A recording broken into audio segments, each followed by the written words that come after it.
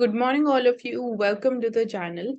So in this video, we'll be analyzing all the important topics from 24th of May's newspaper. So firstly, here you can see that yesterday UPSC result was declared. It was for 2022, and I hope that you all must have seen it also. And here it is talking about rupees 2000 notes. They reached the banks amid the hiccups. So 4-month window it opens amid the complaints कि some bank branches are there जिन्होंने identity proof मांगा है. Banks ने बोला कि there is ample cash to meet the demand. So liquidity की ऐसी कोई problem नहीं है, and जो RBI ने decision लिया to withdraw rupees 2000 notes from the circulation, that was under the clean note policy. इसको थोड़ा आप और सर्च कर सकते हो और रीड कर सकते हो, और जो बाकी इंपॉर्टेंट डिटेल्स हैं वो हम ऑलरेडी कवर कर चुके हैं. तो 23rd of May से इट वाज डिक्लेयर्ड कि आप नोट्स को एक्सचेंज करा सकते हो from any bank branch. So that was started yesterday. And again अब यहाँ पे ये इशू आ रहा है कि कुछ बैंक्स हैं जो आइडेंटिटी प्रूफ मांग रहे हैं. कल हमने ये भी देखा था कि एसबीआई ने बोला कि they will not be asking for any identity proof, या आपको रिटर्न में भी ऐसा कोई स्लिप नहीं मिलेगी एज अ प्रूफ जो आपको बता सके कि आपने इतना अमाउंट एक्सचेंज किया है, तो वो पता ही नहीं चलने वाला है. तो इसमें बेसिकली फाइनेंस मिनिस्ट्री ने भी बोला अगेंस्ट जो भी डिसीजन एसबीआई ने लिया. तो यहाँ पे भी अब हमें कुछ बैंक ब्रांचेस हैं जो आइडेंटिटी प्रूफ मांग रही है, कुछ है जो नहीं मांग रही. तो एक ये इशू हो गया, एक ये कंफ्यूजन क्रिएट हो गया इसकी वजह से.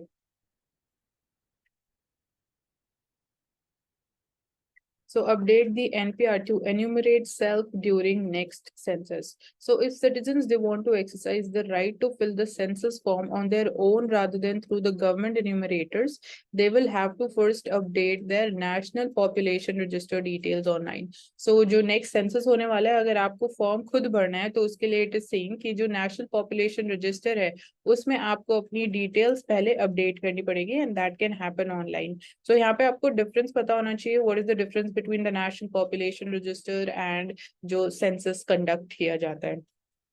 So जो NPR था, it was first put together in 2010 and it was updated in 2015 and already has the details of 119 crore people. So NPR 2015 में it was last updated in 2015, and जो census 2021 है, obviously that has been delayed because of COVID-19, and now because of obviously some political reasons also this has been delayed. And it will be the first digital census giving citizens an opportunity to self-enumerate as and when it is conducted. तो अभी कोई हमारे पास fixed time नहीं है, fixed date नहीं है कि कब से the census it would begin, and this is going to be the first digital census जो citizens को एक option दे सकता है कि आप लोग मतलब खुद ही अपनी डिटेल्स फिल कर सकते हो. अदरवाइज जो गवर्नमेंट अपॉइंटेड एन्यूमरेटर्स होते हैं वो डिटेल्स फिल करते हैं, आपको जस्ट बताना होता है.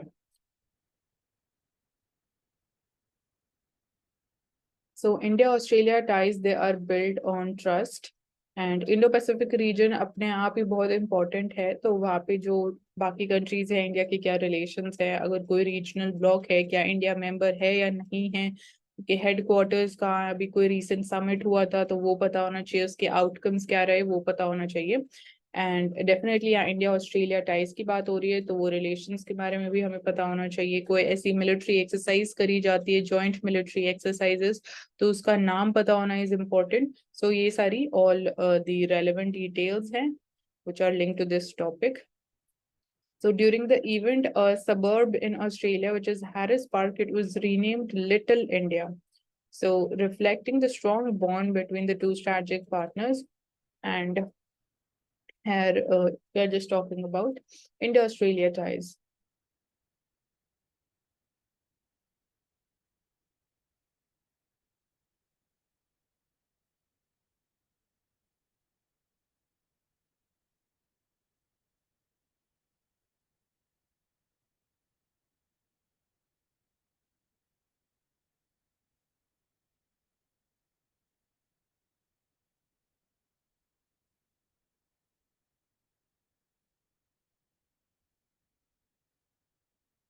So here G20 Vasudev Kutumbakam is the theme, one earth, one family, one future. And here Prime Minister says India's G20 agenda will be inclusive, ambitious, action oriented, and decisive. Let us work together to shape a new paradigm of human centric globalization. So, Uttarakhand mein, we are having this anti-corruption working group second meeting. So Uttarakhand is also known as Dev Bhumi. So it is regarding that. And here you can see the pictograph, river rafting, and then people, carrying out aarti jo bolte hain, Ganga aarti.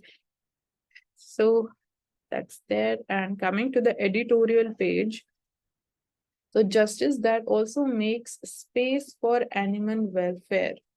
So consider this example from the philosopher Martha Nussbaum's book, Justice for Animals, Our Collective Responsibility. An animal Susan goes about her life doing all the things that an animal or Susan would. But while pursuing her goals, she runs into various hurdles and a few frivolous and unimportant to her life and a few that are more serious, like illness, storm, wrecks, which wrecks her home and so forth. So एक incidents दे रखा है regarding animal.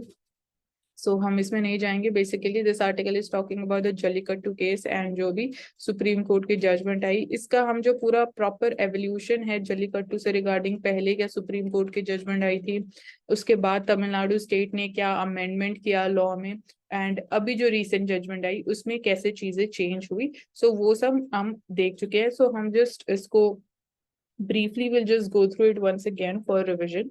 So Jallikattu case mein, there were some of the questions that were at stake before the Supreme Court of India in the Animal Welfare Board of India versus Union of India case, jahan pe, among other things, the validity of Tamil Nadu law pertaining the practice of Jallikattu that was put to challenge. Jo Tamil Nadu ne amendment kiya tha law mein, obviously that was also challenged. So case offered a single opportunity for the court to usher India's animal welfare code onto a fairer path. But regrettably, judgment delivered by the five-judge constitution bench not only falls short on delivering a robust jurisprudence for the future, but also represents a retrograde effort at resolving the conflict. So this is the personal view of this author.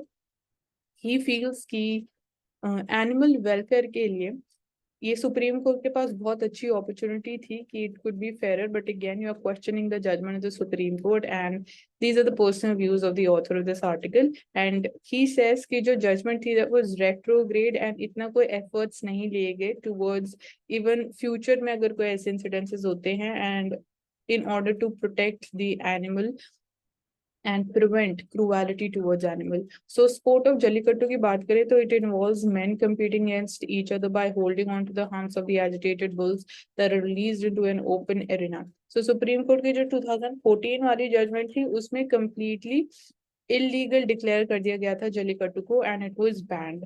So therein A Nagaraj, which was a two-judge bench, held that bulls, they could never be performing animals, that they were anatomically ill-suited for the competition. So this was upheld by the judgment in 2014. And ये भी बोला गया कि जो animals थे, जो हम bulls थे, they were effectively being forced into participating in the practice that cause them unnecessary pain and suffering. So यहाँ पे क्रुएलिटी, जो prevention of cruelty to animals act है वो आ जाती है. सो therefore in the courts believe any conduct of Jallikattu, it breached the prevention of cruelty to animals act. So ये थी 2014 की जजमेंट जिसमें जल्लीकट्टू को completely illegal बोला गया. It was banned under this particular act. सो इस जजमेंट को ओवरकम करने के लिए जो भी इसके रेपरकशंस रहे या कॉन्सिक्वेंसेस रहेंगे, उसके लिए जो गवर्नमेंट ऑफ तमिलनाडु थे 2017 में उन्होंने सीरीज ऑफ अमेंडमेंट इंट्रोड्यूस कर दी गई in the Prevention of Cruelty to Animals Act, and उन्होंने इंश्योर किया through that amendment कि jallikattu it was altogether exempted from the protections that the statute offered, because Tamil Nadu state का मानना ये है, लोगों का मानना ये है कि it is a very important part of their culture and इसको अब बैन नहीं कर सकते हो. So government said कि law which was made with a view to preserving the state's tradition and culture, and a raft of arguments was made in assailing the amendment. So first petitioners का मानना ये था, and they claimed कि law had failed to overcome the verdict in the A Nagaraj, जहाँ पे jallikattu had categorically been found unlawful. Second था कि they argued कि government of Tamil Nadu lacked the legislative competence to amend this Prevention of Cruelty to Animals Act in a manner जिसने जो supreme court ने safeguards introduce किए उसको dilute किया। Third था, दे असर्टेड कि animals too must be treated as persons and to that end Jallikattu must be seen as impinging on the right to life guaranteed by Article 21 of the Constitution. So even एक ये angle भी introduce किया जाता है कि आप animals को humans treat करेंगे, because here we are talking about prevention of cruelty to animals. So even उनको भी they must be seen as persons, they must be treated as persons and humans, and if that would be one of the interpretations, so jallikattu practice jo hai, it would be pointing towards ki jo animals ki right to life hai, which is guaranteed by Article 21, that is getting violated because of this jallikattu festival. So these were different arguments which were put forward by the petitioners. So अभी जो recently court की judgment आई, तो court's response to these arguments, it is not only deeply dissatisfactory, but it is also often contradictory also. So this is especially true in its approach to claims of the personhood. So claims of personhood for the animals से regarding court ने बोला that the court begins by holding that there is no precedent bestowing fundamental rights on animals in India. मतलब ऐसा कोई president, पहले ऐसे कोई judgement नहीं है, पहले से कोई केस नहीं आया जहाँ पे ये बोला गया कि एनिमल्स की भी फंडामेंटल राइट्स है. एंड अभी तक यही है कि ऐसा कुछ नहीं है कि एनिमल्स की भी फंडामेंटल राइट्स है in India. So it would be, it says कि it would be an act of judicial adventurism to confer rights on animals that have otherwise been bestowed in human beings. So ये supreme court का view है regarding कि क्या animals को personhood categorise किया जाना चाहिए या नहीं, एंड उनको फंडामेंटल राइट्स देनी चाहिए या नहीं देनी चाहिए. तो इस पे सुप्रीम कोर्ट ने बोला कि अगर सुप्रीम कोर्ट बोल देता है कि एनिमल्स के पास भी फंडामेंटल राइट्स है, तो it would be a case of judicial adventurism. And उन्होंने बोला कि अदरवाइज ये राइट्स ऑब्वियसली ह्यूमन बींग्स के पास है, बट अभी तक एनिमल्स के पास ऐसा कुछ नहीं है, ऐसी कोई प्रेसिडेंस भी नहीं है. तो it would be an example of judicial adventurism. But having said this, court then claims कि जो अमेंडिंग लॉ था, it can still be tested on an annual of reasonableness that is contained in article 14 of the constitution. But that right too, it says, it cannot be invoked by any animal as a person, but only at the instance of a human being or juridical person who may espouse the cause of animal welfare. So even Article 14 को भी अगर आप invoke कर रहे हो, तो that is not कि you are invoking that particular article considering an animal as a person. That is only जब कोई इंसान is filing a case, a person is filing a case for the cause of animal welfare. Only then it's possible to invoke Article 14. So this was the different angles to this case. And moving forward, the paradox of BRICS and its new pathway. So mysterious are the ways in which multilateral groupings prosper and they wither away. So non-aligned movement की बात करें, G77 had their heyday in the Cold War era. So उस point of time पे, उस era में these groupings were very popular and they used to like work regularly. So later they lost their relevance because obviously times are also changing, so relevance also keeps changing, but they still exist. Relevance kam ho gayi, but still they are in existence. SAARC की बात करें तो SAARC summits they ended in 2014, but the secretariat has somehow it keeps itself busy still. And despite serious policy divergences on China and Myanmar, ASEAN की बात करें तो it continues to function and it is consuming reams of paper to issue the long communiques.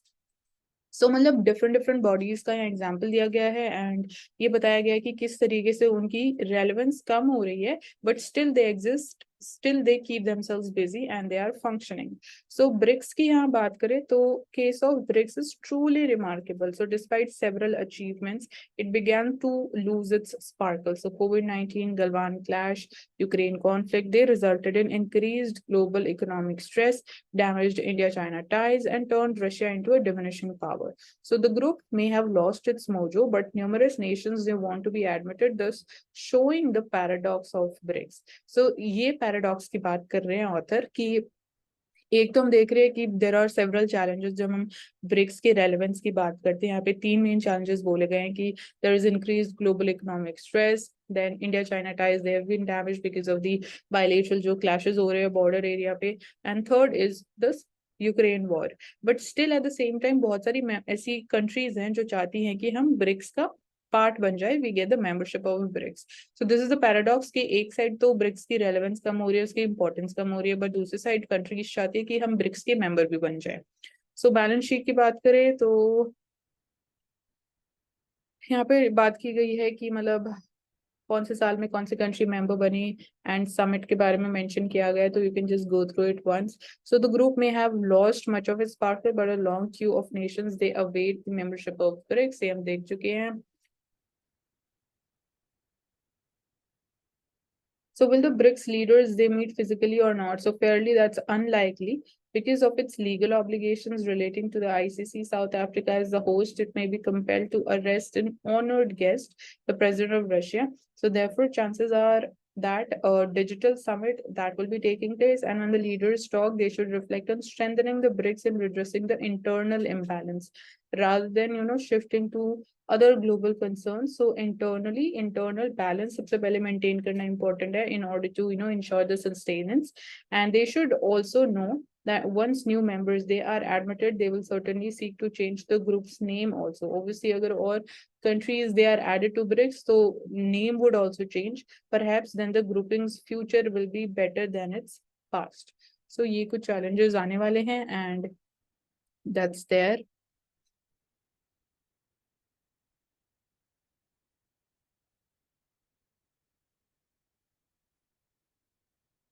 So Telangana Andhra Pradesh water dispute, so आपको पता होना चाहिए कौन सी ऐसी स्टेट्स है एंड किस रिवर के regarding their is dispute going on.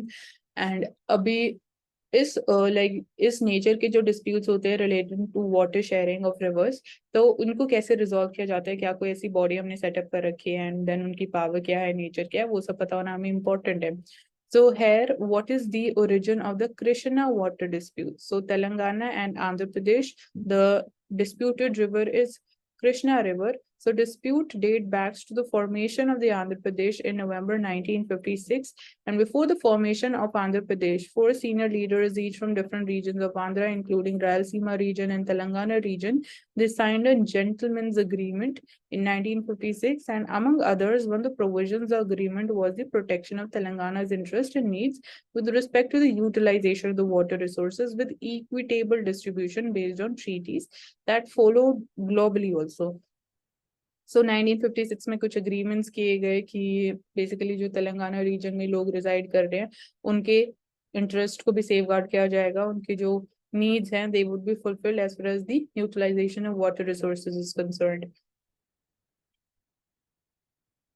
सो यहाँ पे प्रॉपर एवोल्यूशन दे रखा है, you can just go through it. So what was the arrangement for water sharing after the bifurcation? जो जब तेलंगाना स्टेट बनाया गया तो उसके बाद से क्या अरेंजमेंट रहा, क्या अग्रीमेंट था, किस बेसिस पे वाटर शेयरिंग की गई, यहाँ पे उस चीज के बारे में बात की जा रही है।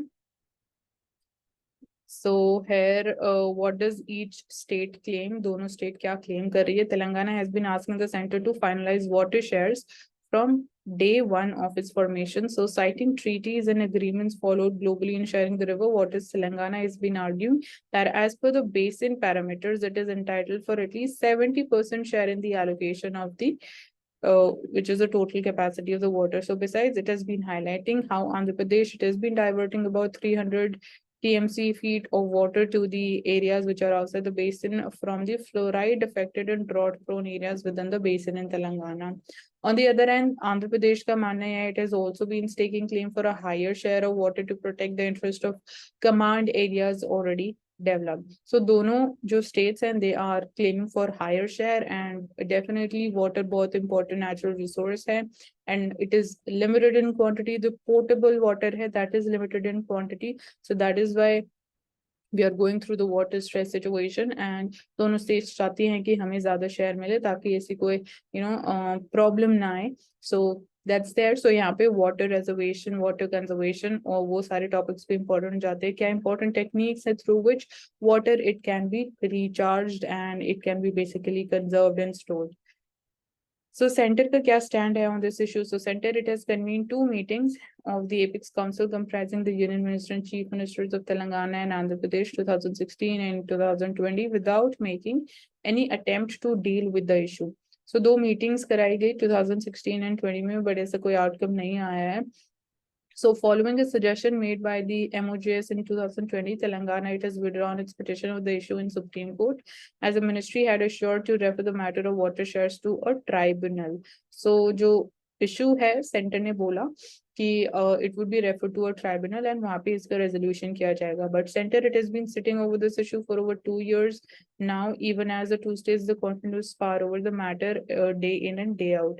So इस पे कोई एक्शन नहीं लिया गया एंड मैटर ट्राइब्यूनल में रेफर किया गया था, बट उसके बाद ऐसा कुछ एक्शन नहीं हुआ. सो यूरोपियन यूनियन का कार्बन बॉर्डर एडजस्टमेंट मैकेनिज्म क्या है, इसके बारे में हम बहुत बार बात कर चुके हैं. So will not just repeat this topic. So we'll just see what is CBAM. So primary objective is to avert carbon leakage. So CBM it stands for Carbon Border Adjustment Mechanism. So main objective यही है कि carbon leakage को prevent करना. So it refers to a phenomena जहाँ पे European Union manufacturer जो होगा it moves the carbon intensive production to countries outside the region with less stringent climate policies. So जो European Union में manufacturers located हैं वो अपनी location ऐसी countries में shift कर लेंगे जहाँ पे basically obviously they would B outside the European union firstly, and जहाँ पे लेस स्ट्रिंजेंट क्लाइमेट पॉलिसीज होगी. बेसिकली जो कार्बन इंटेंसिव इंडस्ट्रीज हैं जहाँ पे कार्बन बहुत ज्यादा रिलीज होता है, तो ऐसी कंट्रीज जहाँ पे ऐसे इतने स्ट्रिक्ट लॉज नहीं है तो वो अपनी लोकेशन आउटसाइड यूरोपियन यूनियन ऐसी कंट्रीज में शिफ्ट कर देंगे. In other words they would B replacing European union manufactured products with more carbon intensive imports. So basically उनको वो प्रोडक्ट्स तो चाहिए जो वो प्रोड्यूस बाहर करेंगे, क्योंकि पहले वो यूरोपियन यूनियन में मतलब कि यूरोप में दे वर प्रोड्यूसिंग इट क्योंकि उस गुड की नीड है, उस गुड की डिमांड है. बट जब आप लोकेशन किसी दूसरी कंट्री में शिफ्ट कर रहे हो तो ऑब्वियसली आपकी डिमांड तो रहेगी, उसमें तो कुछ चेंजेस नहीं आएंगे. तो आप जो चीज बाहर प्रोड्यूस कर रहे हो आपको फिर वो इम्पोर्ट करना पड़ेगा. तो instead of carbon intensive production domestically in Europe आपको फिर कार्बन इंटेंसिव इम्पोर्ट्स ज्यादा करने पड़ेंगे. सो इम्पोर्ट्स के ऊपर ये कार्बन टैक्स लगाया जाएगा, जिसकी वजह से वो थोड़ा हम बोल सकते हैं जो इंटरनेशनल कॉम्पिटिटिवनेस की हम बात करते हैं वो कम हो जाएगी, क्योंकि प्राइजेस फिर नेचुरली इंक्रीज हो जाएंगे अगर आप इंपोर्ट्स पे टैक्स लगा दोगे तो. So 2026 से once CBM it is fully implemented, importers in the European Union they would have to buy carbon certificates corresponding to the payable carbon price of the import had the product been produced in the continent under its carbon pricing rules. So 2026 में carbon border adjustment mechanism fully implement कर दिया जाएगा, and जो importers रहेंगे European union में उनको carbon certificates buy करने पड़ेंगे corresponding to the carbon price of the import जो पहले यूरोप में ही प्रोड्यूस किए जाते. सो कार्बन सर्टिफिकेट्स इंपोर्टर्स को बाय करने पड़ेंगे, एंड कन्वर्सली अगर कोई नॉन यूरोपियन प्रोड्यूसर है it is paying a price for the carbon used to produce the imported goods back home or in some other country. Correspondingly जो cost है वो it would be deducted from the European Union importer. So ये plan of action है regarding this, and why are countries worried about this? So it would like initially apply to the imports of certain goods. Basically अभी जब ये implement किया जाएगा तो it would not be universally applicable to everything which would be imported into Europe, but कुछ restricted amount of imports पे ये पहले initially applicable रहेगा जिनकी production carbon intensive है and they are at the risk of leakage like cement, iron, steel, aluminium, fertilizers, electricity, hydrogen sectors. तो initially इन sectors के ऊपर इस tax को impose किया जाएगा. So 2021 में भी United Nations Conference on Trade and Development it had concluded कि Russia, China, Turkey they were most exposed to the mechanism, and considering the level of exports to the union in these sectors, it stated कि जो India, Brazil and South Africa countries हैं, they would be most affected among the developing countries. So developing countries में India, Brazil and South Africa के ऊपर major impact होने वाला है. So countries का concern यही है कि जो उनकी competitiveness of the goods है वो negatively impact होगी because of this tax.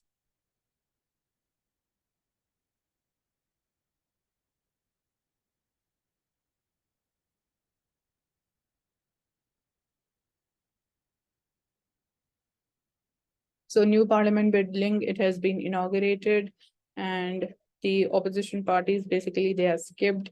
So हमारे लिए जो भी important architectural designs use किए गए हैं, how the building it has been designed, वो थोड़ा important हो जाता है. and it would be basically it is said to be inaugurated on Sunday, which is also the birth anniversary of V.D. Savarkar. So Sunday ko it would be inaugurated. So it is saying that they would be skipping the inauguration this new parliament building. And इसके अलावा मैंने बोल दिया है कि जो important architectural designs है they become important. And एक इसमें से ये इशू भी रेज किया जा रहा है कि instead of the prime minister president को इनॉग्रेट करनी चाहिए parliamentary building. So under article 79 of the constitution parliament comprised president, Lok Sabha and Rajya Sabha. So this is article 79 which talks about this thing.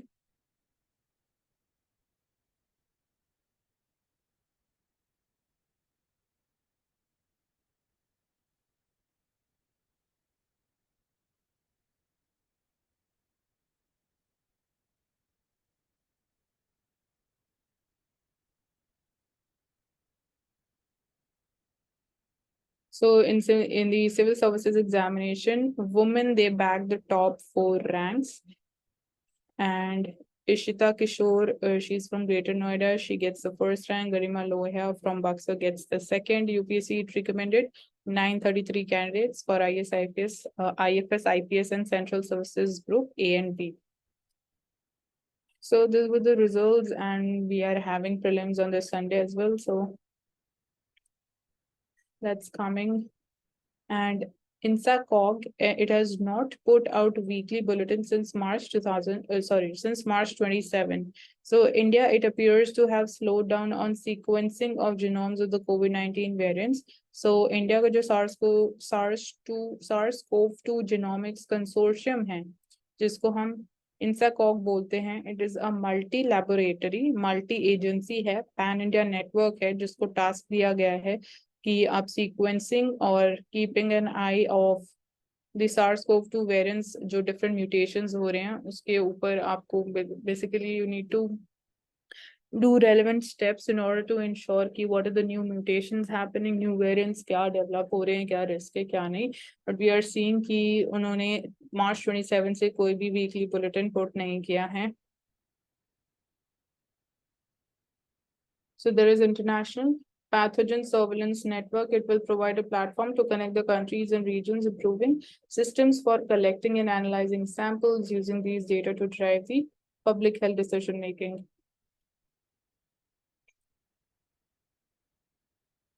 So WHO ने भी ये बोला है कि it want कि countries they should not look away from COVID-19, and उन्होंने कि global network to help protect the people from infectious diseases ये launch किया है. So ये international pathogen surveillance network has been launched by WHO. So India gives Bangladesh key rail infrastructure. So further strengthening the bilateral relationship between India and Bangladesh, Ministry of Railways of India handed over 20 broad gauge locomotives to the eastern neighbor, that's Bangladesh. So this was basically government had also offered Bangladesh the use of IT system deployed by PM Gati Shakti scheme, and information which is like it can be accessed layer by layer, pinpoints exact location, the rivers and forests, towns, rail links. So planning can be streamlined using this new technology.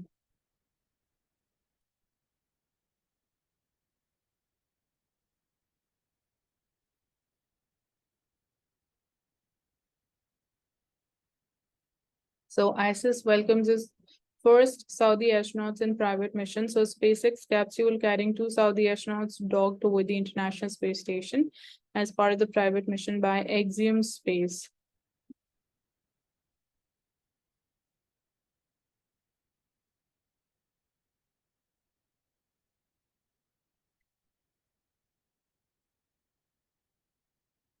IMF asks Sri Lanka to reach timely restructuring deals with the creditors.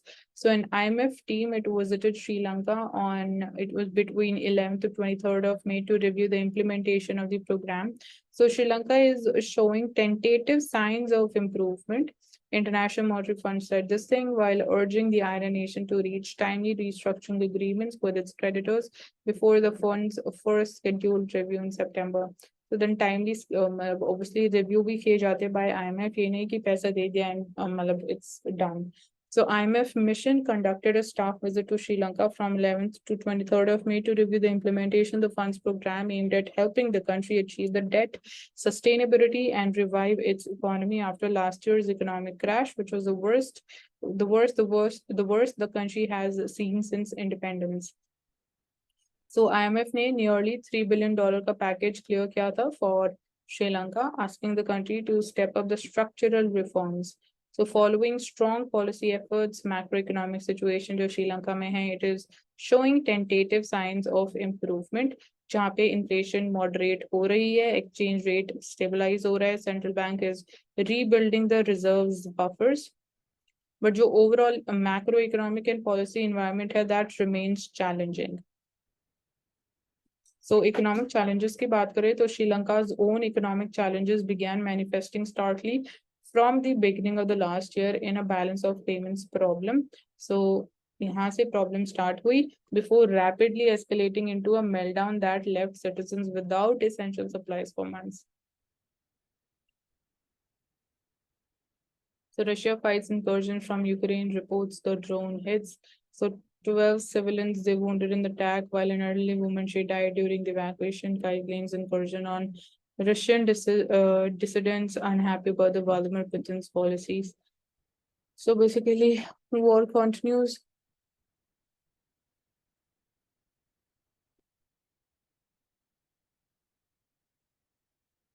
So draft of Digital India Bill to be released in June, and bill may significantly undo the safe harbor, the principle which is protecting the social media firms from the legal liability for the content which is posted by users. So safe harbor principle का मतलब यही है कि जो social media firms हैं they are protected from any kind of legal liability regarding जो भी content उनकी सोशल मीडिया प्लेटफॉर्म्स पे पोस्ट किया जाता है. सो ये एक्सपेक्टेशन है कि जो ये सेफ हार्बर प्रिंसिपल है this would be done away with this latest digital India bill draft. So law, it is set to overhaul the rules governing the internet usage in India. So that is going to be the main focus of this draft bill. So once we get this issued publicly, then we'll be analyzing that as well. So India's bureaucracy could hamper the investments as per Moody's. So Moody's Investor Services cautioned on Tuesday that the reform and the policy barriers in India they could hamper investments, even though it will be the fastest growing G20 economy over the next few years, thanks to its growing manufacturing and infrastructure sector. So these are going to play a very important role when we talk about future growth rate. So India's global trade should go paperless. So India, it's an economy that is the advantage of the giant trinity. That is, we have 1.3 billion Aadhaar cards, we have over 1 billion bank accounts and mobile phones. So this is the giant trinity and we enjoy this advantage. So we should go paperless in global trade to lower the logistic cost, improve the turnaround time of the ships and enhance the efficiency of existing port infrastructure. So that's coming from Commerce Secretary Sunil Bhardwaj. And while India is believed in the power of technology and has been actively deploying technology and digitization, countries still depended heavily on paper documents when it came to cross-border trade. So cross-border trade, maybe it's important that we go paperless. And yes, we are moving towards digitization. So even in cross-border trade also, that needs to be the way forward.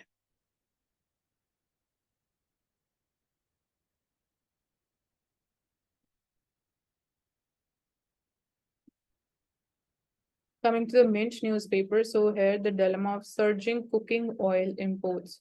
So cooking oil imports, they are increasing in terms of value and volume both.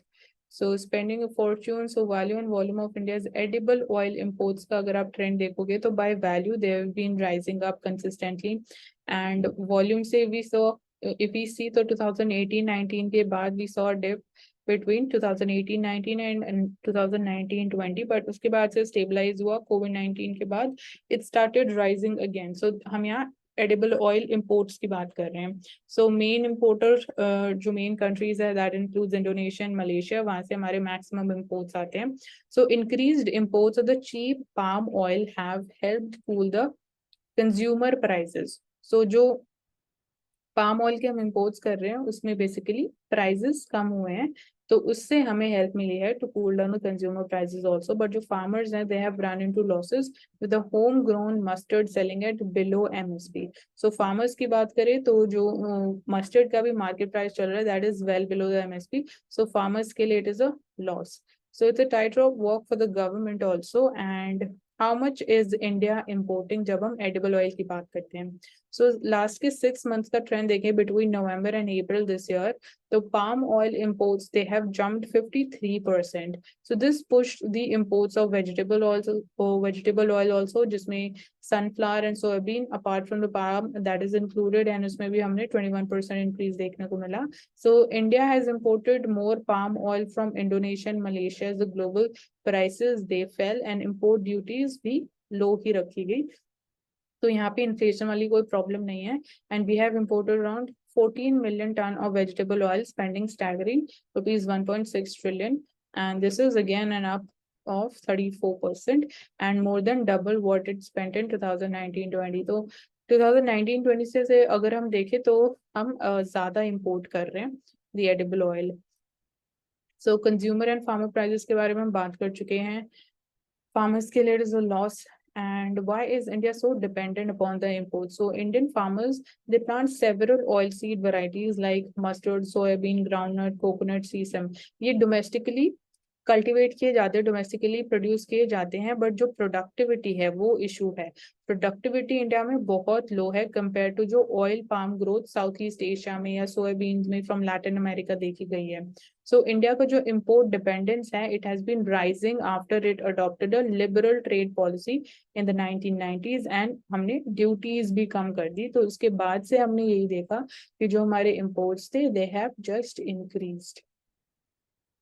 सो हमें majorly अगर हम broad sense में भी Indian agricultural sector की बात करें तो वहाँ पे भी this is one of the challenges when we talk about low productivity. So even in edible oil production, domestic production, our productivity is very low. So इसलिए हमें अल्टीमेटली इम्पोर्ट ही करना पड़ता है. So was India ever self sufficient? क्या India कभी self sufficient था in terms of the domestic oil production और not? Yes we were, but that was for a very short time period in the early 1990s. But 1986 में when India it adopted a technology mission in the oil seeds, and 1994 में production the homegrown varieties वो भी double हो गई. But cooperatives they were encouraged to plant mustard, and farmers they were paid a good price back then. So oil that was sold under the brand name Dhara, which was a runaway success, and gradually जो cheap imports थे they took over.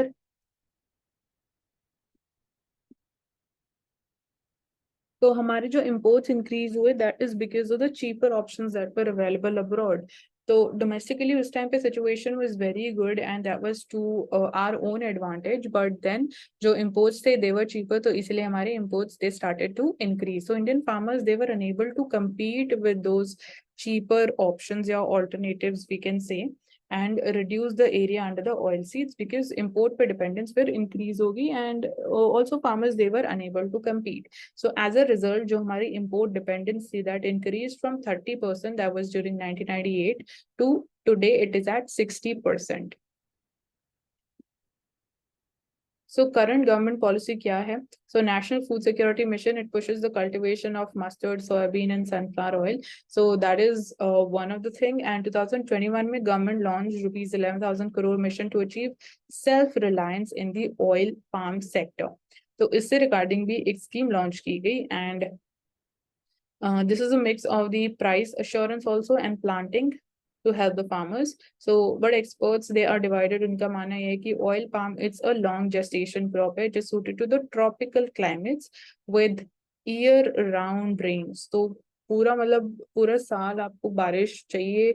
India में the climate is little different, but India, it is growing it in Andhra Pradesh and Telangana. So Andhra Pradesh and Telangana states mein we're having the production, and we plan to promote it in the ecologically fragile Andaman Islands, and even in the northeast region also.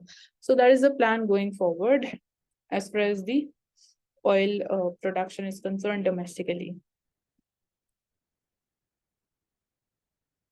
Now coming to the Financial Express newspaper. So here, digital bill draft in June first week. This will talk about new technology to face the regulation wall in user harm cases. So we will create guardrails for artificial intelligence web 3.0. So web 3.0 पे already question आ चुका है, and any other emerging technology going forward. So we are now reasserting that market power of the big tech is not costing the startups and the small companies. So it is going to specify the no-go areas for the emerging technology like artificial intelligence. So we will be just discussing and analyzing things when we have this draft available with us. So 23rd of May से the exchange facility has been started, but we saw that there were limited queues, and again the confusion regarding कि आपको अपना identity proof देना है या नहीं देना है. So कुछ banks हैं जो demand कर रहे हैं, कुछ हैं जो नहीं demand कर रहे हैं. So यहाँ पे confusion create हो गया है. E-commerce to get the tax refunds on par with other exports as per DGFT. So tax board urged to bolster the customs e-gateway. So on an equal footing, and this is going to ensure the benefit reach the producer, seller, and not the platform. So 2025 में global cross-border e-commerce exports जो थे, they will touch $2 trillion as per the estimate. And according to the foreign trade policy, India's e-commerce export potential is in the range of 200 billion to 300 billion annually by 2030. So you can imagine how this sector is going to increase in future. Apart from the government departments, हम बात करें, talks are also on with stakeholders, जहाँ पे हम courier services की बात कर सकते हैं, e-commerce players, to ensure कि e-commerce ecosystem भी strengthen किया जाएगा. And Ravneet Kaur, she takes the charge as the Competition Commission of India's chairperson. So that's there. And GDP crosses $3.5 trillion. Bureaucracy could hamper the FDI as per Moody's. This we've already seen. India's digital advantage, agar hum baat kare, so this is the view of US ambassador to India. So he says that India, with its vast population, thriving digital economy, and the use of technology that is in some ways is leapfrogging other nations around the world, is poised to leverage the transformative power of 5G and 6G to catapult itself to the forefront of the digital revolution. So very nicely put up. And jo India ke advantages are compared to other countries and how we are leapfrogging other nations. So that has been very clearly mentioned. So government, it has imposed curbs on cough syrup exports. So testing of samples kiya jayega at approved labs, that has been made mandatory. And safety measures के regarding a decision, it comes in the wake of जो reports हमने देखी Gambia, Indonesia, Uzbekistan से कि children they died there because of consuming of the cough syrup जो made in India था. The Director General of Foreign Trade ने बोला है कि more pharmaceutical products they can be brought under this mandatory quality improvement norms अगर Health Ministry इन्हें कोई advice issue करता है in this regard.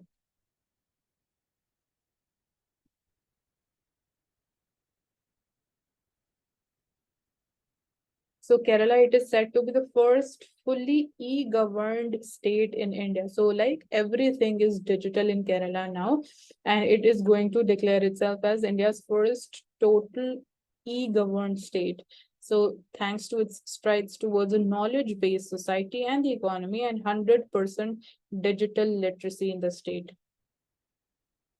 So definitely this needs to be the way forward for entire India also, and not just at the state level.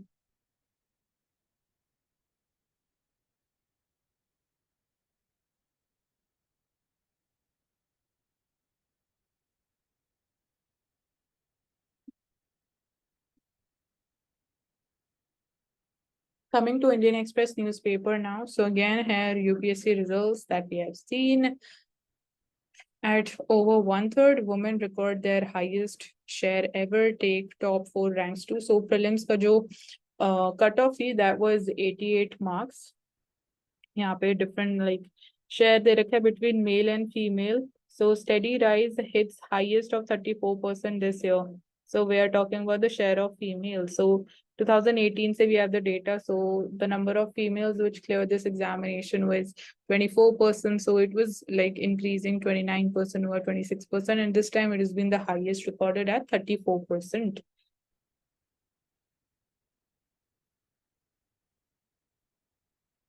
India Australia ties की हम बात कर चुके हैं economic and strategic ties so India and Australia upgraded to a comprehensive strategic partnership in 2020 and जो economic and strategic ties है they have deepened frequency of interactions भी increase हुआ है.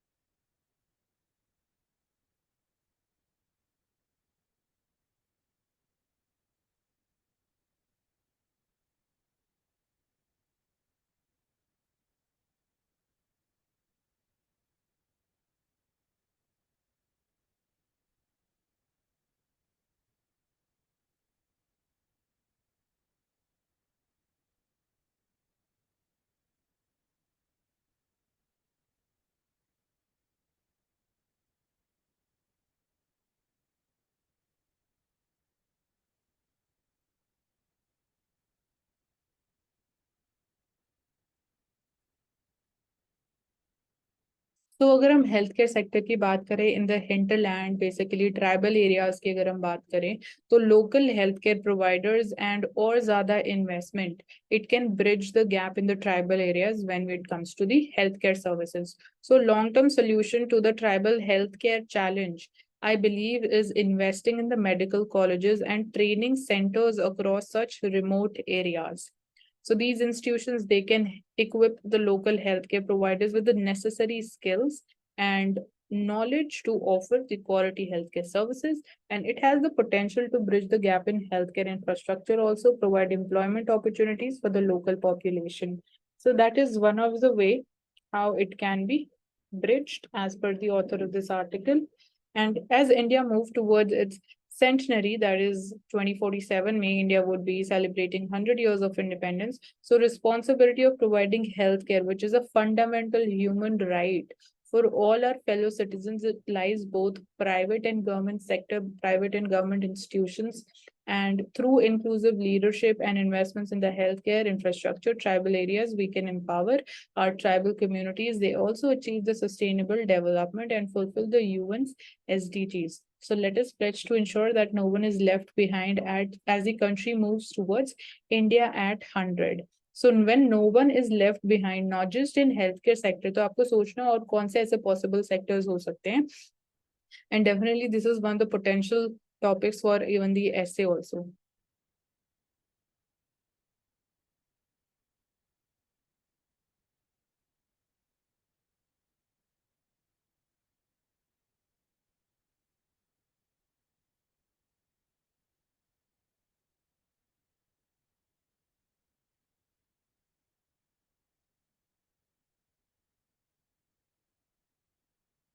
So bureaucrats in the making, the civil services story, which is the first step. So here we are having different case studies of different toppers, people who have cleared this examination. So we'll just quickly go through what is their viewpoint and their in just one line, which is highlighted. So grounded by COVID, CA aspirant finishes second. So she says कि my success proves right strategy and focus are important and not places and big coaching centers. So she makes it very clear that big coaching centers, coaching lena is not important. Then rank 3 holder says that the UPSC journey is tough, but the long exam cycle also teaches one to be calm and patient. So definitely आपको बहुत कुछ सीखने को भी मिलता है. Yes, it asks and it demands a lot, but still compared to the cost and benefit analysis, so you are benefited a lot out of it.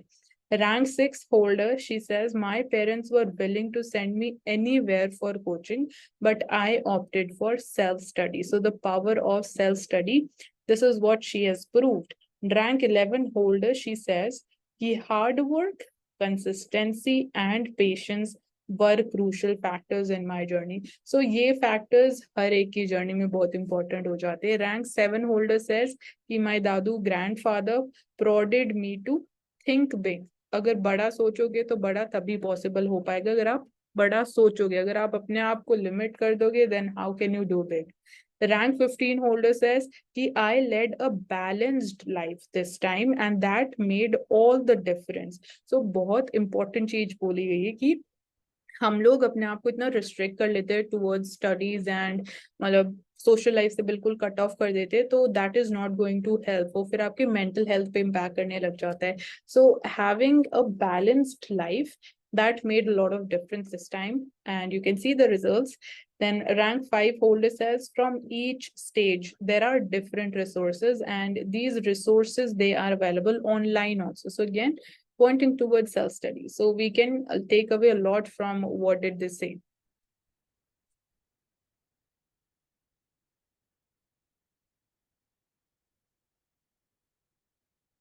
Coming to the explained page, so here we are talking about ordinances. So जो Delhi government and LG के बीच में जो issue चल रहा है, it is regarding that and because of that this topic is in news as well. So government की क्या power है to promulgate, to re-promulgate the ordinances and why, what is the reason and how they can promulgate. So ये सारा discuss किया गया है.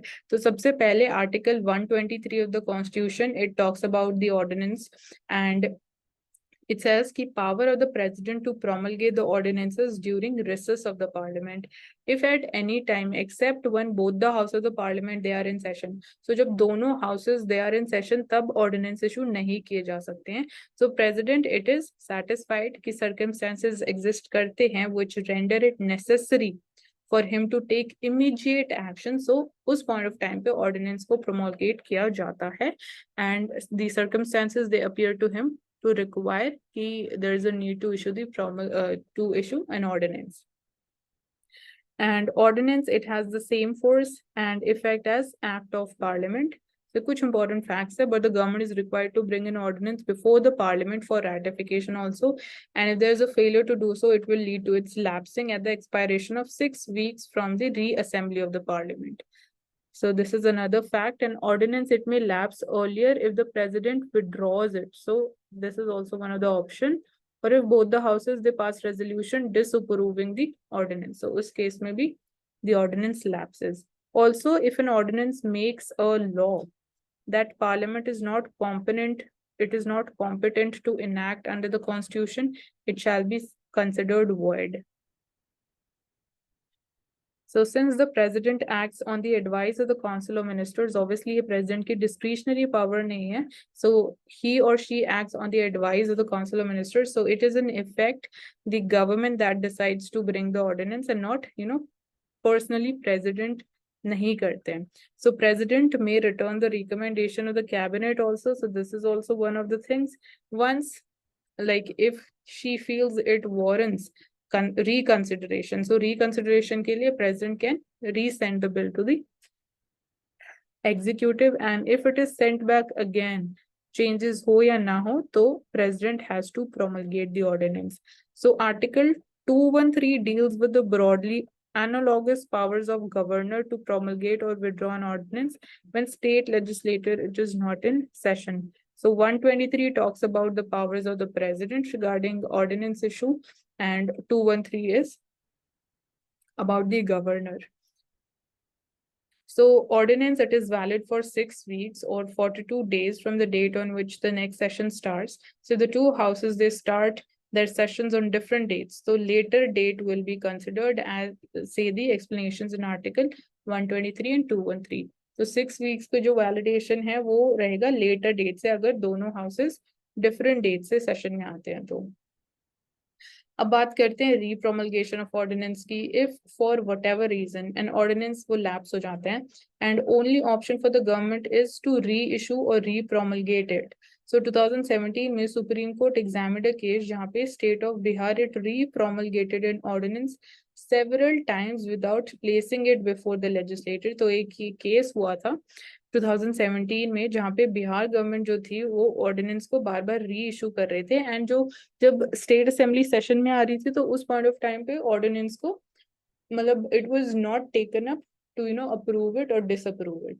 सो इस case में seven judge bench of the court, it now included CJ also, reiterated कि legislation should normally be done by the legislature and the governor's power to issue an ordinance is in the nature of an emergency power. So it's kind of an emergency tool and इसको आप इतना frequently या commonly use नहीं कर सकते हो. So court clarified कि there might be circumstances permitting the re-promulgation of an ordinance. However, it said that repeated re-promulgations without bringing the ordinance to the legislature would usurp the legislature's function and it will be unconstitutional. Because फिर जो मतलब there is separation of power, तो executive के हाथ में legislative power भी आ गई, तो लेजिस्लेटर और executive and judiciary they have like separation of powers between these three organs. So wo cheez would be violated and hence it would be unconstitutional. So court declared the actions in that case to be a fraud on constitutional power. So jo ye Bihar wala case tha, isko Supreme Court ने बोला कि it was fraud on constitutional power and said कि ordinances they were re-promulgated and that were in violation of the Supreme Court judgment in Dr. T.C. Vadva and other state of Bihar case 1986. So this case becomes very important.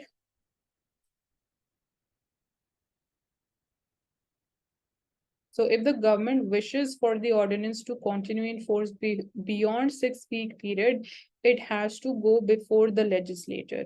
So which is the constitutional authority entrusted with lawmaking functions. So court also said that it would most certainly be a colorable exercise of power for the government to ignore the legislature and re-promulgate the ordinance while continuing to regulate the life and liberty of citizens through executive made ordinance. So जैसे कि मैंने बोला, this would be leading to the violation of this separation of powers.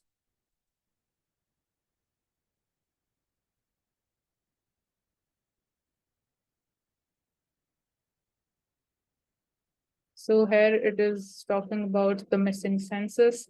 So while there is no legal requirement कि census it needs to be held every 10 years, its sheer utility had ensured it was a regular exercise so far. So कोई ऐसा law नहीं है जो बोलता है कि हर 10 साल में census किया जाना चाहिए, but जो अब हम utility की बात करते हैं, उसकी importance की बात करते हैं, तो that made it important कि हर 10 साल में we need to have a census. So delay in carrying out the census, it can have far reaching consequences क्योंकि डेटा बेस्ड आप पॉलिसीज बनाओगे, आप डिसीजंस लोगे, अगर आपके पास ऑथेंटिक डेटा होगा then only it would be possible.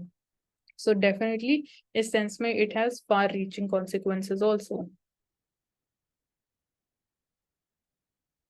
सो जो सेंसस की बात करते हैं तो yes it is constitutionally mandated in India, but there are repeated references to census exercise in constitution in the context of reorganization of constituencies of parliament and state assemblies, but constitution does not say census कब किया जाना चाहिए या frequency क्या होनी चाहिए. So जो census of India Act है 1948 का which provides the legal framework for carrying out the census, वो भी नहीं बोलता है कि क्या periodicity होनी चाहिए census की. तो ये चीज कहीं भी मेंशन नहीं है. सो इट मींस कि जो 10 ईयर वाली साइकिल है that is a convention.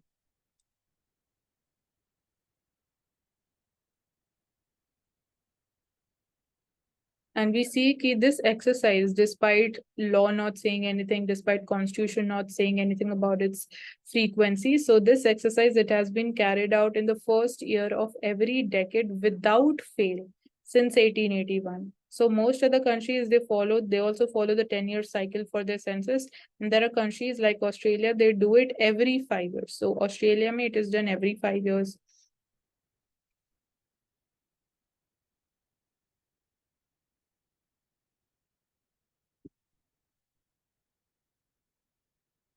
So census schedule की बात करें तो it is essentially a two-step process involving a house listing and numbering exercise, which was followed by the actual population enumeration.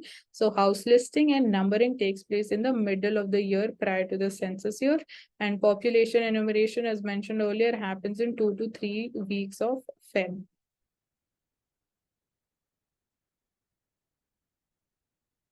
And there are definitely a lot of steps which are taken in order to ensure that the census gets completed successfully. So आने वाले census के लिए जो 2021 में किया जाना चाहिए था, अभी कोई हमारे पास फिक्स्ड टाइमलाइन अभी भी नहीं है. So that is, creating concerns. And yes, definitely census, as I just said, कि उसकी जो utility है, that is very important. So debt ceiling crisis USA के रिगार्ड में हम बात करते हैं. इसकी वजह से जो क्वाड समिट था that is also been delayed, and उसका क्या लाइकली फॉल आउट होगा. So it's a complete repeated topic, इसको हम फिर से नहीं लेंगे. So US debt ceiling basically एक अमाउंट फिक्स कर दिया कि कितना यूएस गवर्नमेंट डेट बोरो कर सकती है. सो वो सीलिंग अगर हिट हो जाएगी तो गवर्नमेंट और ज्यादा बोरो नहीं कर सकती. तो अगर आप और ज्यादा बोरो नहीं कर पाओगे तो जो आपकी लाइबिलिटीज है, आप रीपेमेंट्स कैसे करोगे. तो ये सिंपल मीनिंग है डेट सीलिंग क्राइसिस का. तो अभी क्या पॉसिबल ऑप्शंस हैं आपके पास, या तो आप डेट सीलिंग को रिमूव कर दो या जो लिमिट है आप उसको इंक्रीज कर दो. यही दो पॉसिबल ऑप्शंस हैं. एंड अगर ऐसा कुछ सिचुएशन होता है कि ऐसा कोई सोल्यूशन ना लिया जाए एंड डेट सीलिंग जो अभी है it remains the same, and जो डेट सीलिंग है वो ऑब्वियसली हिट हो चुकी है ऑलमोस्ट, तो उस सिचुएशन में इसका क्या फॉल आउट होगा ग्लोबली. सो ये भी बोला जा रहा है कि अगर ऐसा this thing turns into reality तो this can also trigger the next global financial crisis. So iska impact is going to be very huge, and definitely we are not prepared to deal with a global financial crisis when we are seeing countries that are recovering back from the COVID-19, and जो Russia Ukraine war है definitely उसका भी बहुत negative impact रहा है globally, and ये third challenge, third crisis like situation would make things much more difficult.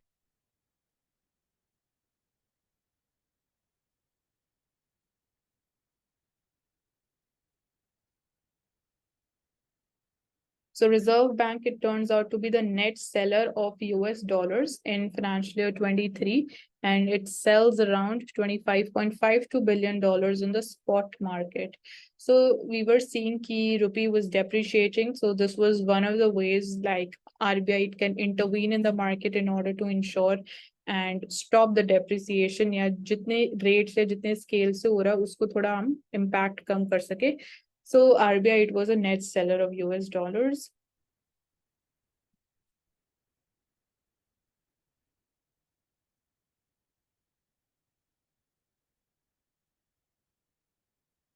So that's all for today. And thank you so much for joining us. There is a like PDF link also in the description box. You can go through that, and do hit the like button and subscribe to our channel.